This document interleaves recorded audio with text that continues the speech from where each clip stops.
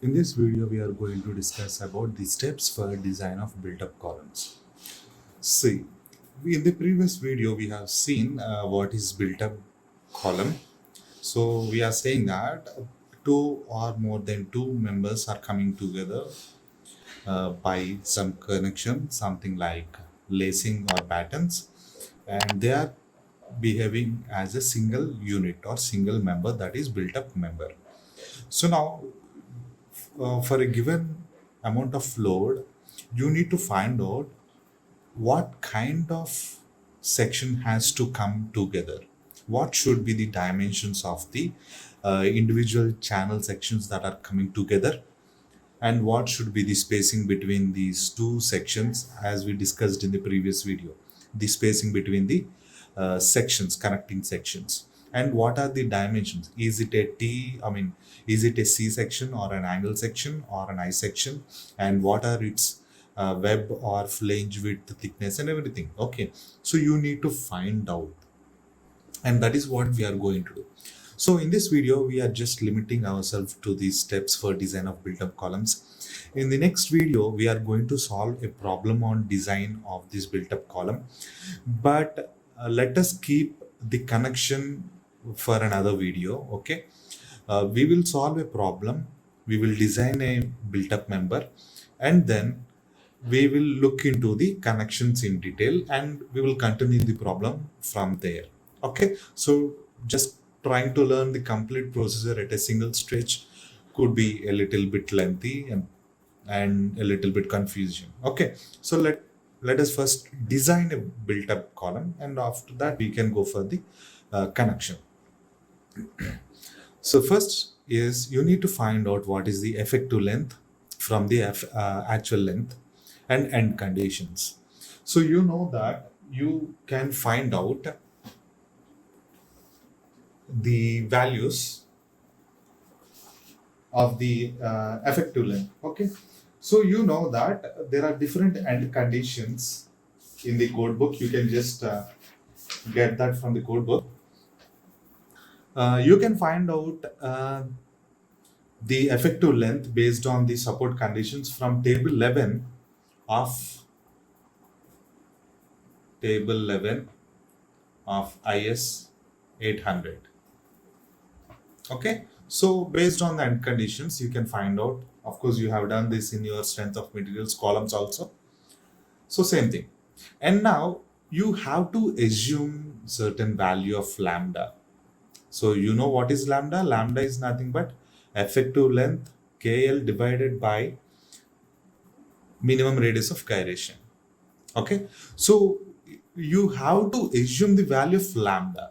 Okay, not this gamma or KL value. So gamma, I mean, sorry, lambda. So you have to assume a value of 30 to 16 between these values. And next, what you need to do is you have to use that lambda value, and you have to find out the value of FCD. See, you can find out the FCD. What is FCD? Design compressive strength. Ante, what is the maximum amount of stress a built up section can take? So, in order to calculate that, you need two things. Okay, so FCD can be obtained from two things. One is lambda, and other one is Fy.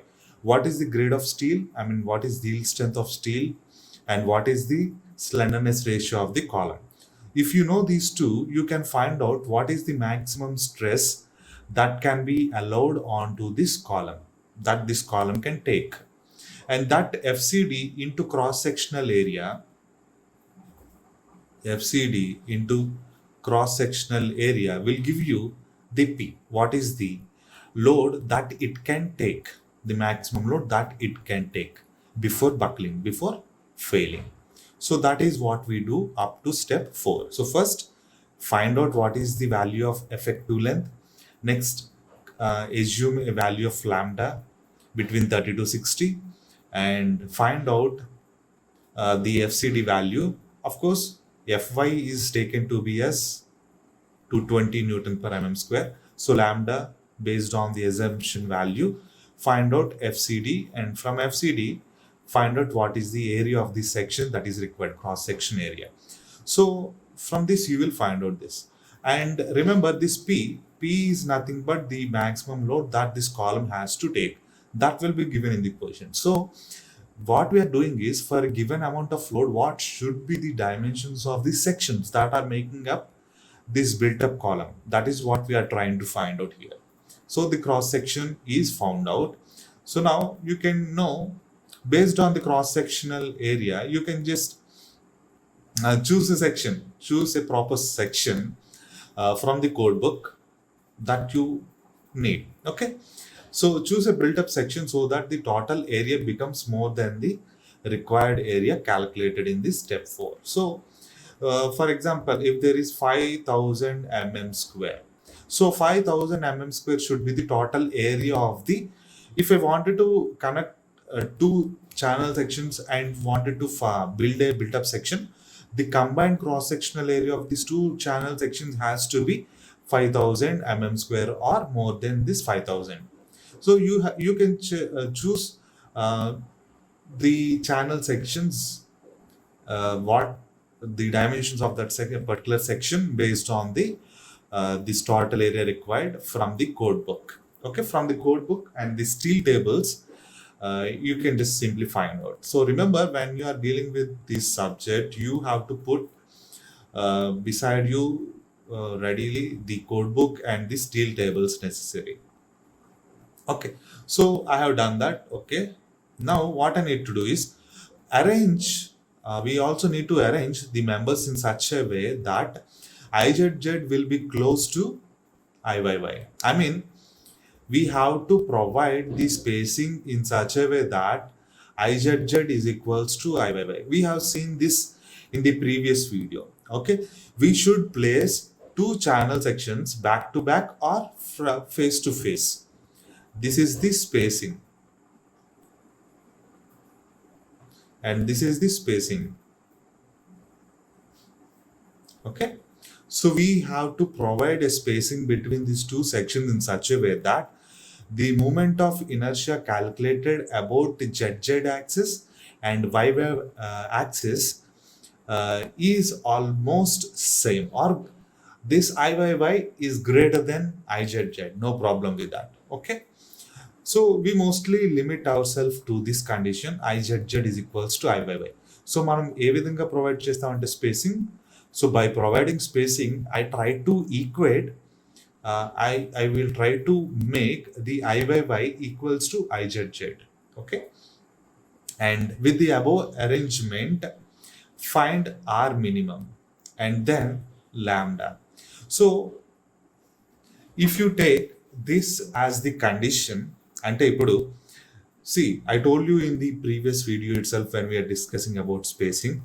So in order to calculate the spacing, what we are going to do is, we are actually taking IZZ is equals to IYY, and therefore this is equals to I minimum. So I minimum is nothing but IZZ value, and you know that I is equals to root over, sorry, R is equals to root over I by A.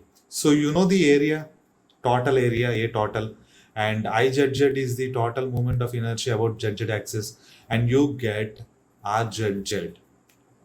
Okay, since IZZ is equals to I by Y, RZZ is equals to R by Y, and that is equals to R minimum. So you will get R minimum, and from this you know that lambda is equals to KL by R. So with the above arrangement, find R minimum and then lambda.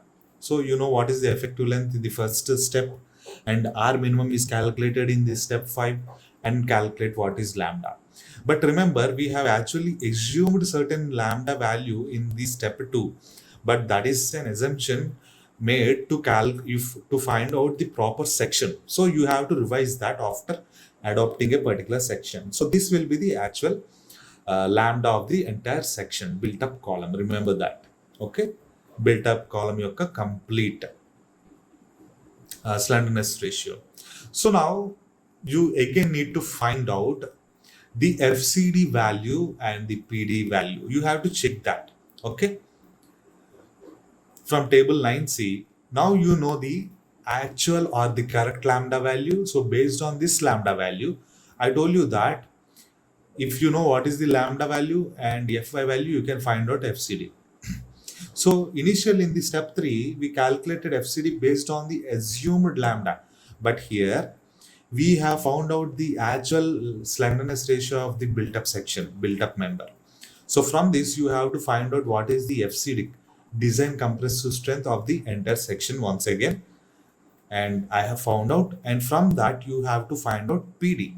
What is PD? PD is nothing but FCD into total cross sectional area, MPD. And this PD is nothing but the design compressive strength, the maximum load that it can take. But in the question, he already asked you giving the load acting on the column, right? Isn't it? He has given you what is P, and he asked you to find out what is the suitable section to take P. And now you found out that PD is the compressive strength of the section you have chosen. So you have to compare these two values. So the strength of the member that you have chosen, that you have constructed, that you have designed should be greater than the actual load acting on that load. If PD equals to P, no problem. But you better take care that PD is always greater than P. And the design compressive strength of the build-up section always greater than the load acting on that section. Okay? If not, what happens if this condition is not satisfied? What happens if PD is less than P? Revise. Repeat this process. You have to repeat the process. You have to choose another section based on the area, a higher section, and you have to do the same thing. You have to repeat this 5, 6, 7 in steps. Okay. In our next video, we are going to solve a problem. We are going to design a built-up section, and we are going to do that. Okay. Thank you.